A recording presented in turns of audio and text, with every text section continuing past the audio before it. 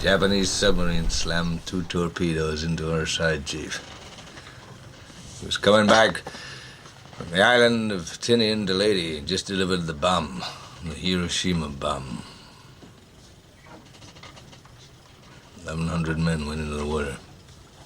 Vessel went down in 12 minutes. Didn't see the first shark for about half an hour. Tiger, 13-footer. You know that when you're in the water, Chief?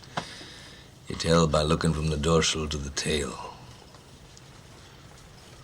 What we didn't know was our bomb mission had been so secret, no distress signal had been sent.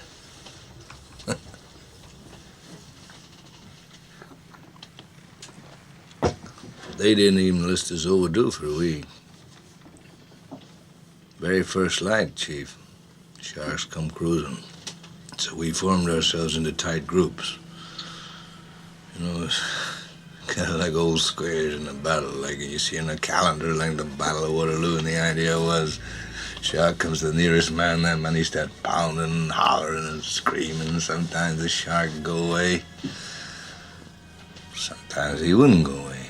Sometimes that shark, he looks right into you, right into your eyes. You know the thing about a shark, he's got lifeless eyes, black eyes, like a doll's eyes. When he comes at you, he doesn't seem to be living until he bites you, and those black eyes roll over white, and then you hear that terrible high-pitched screaming. The ocean turns red, and in spite of all the pounding and the hollering, they all come in and they rip you to pieces.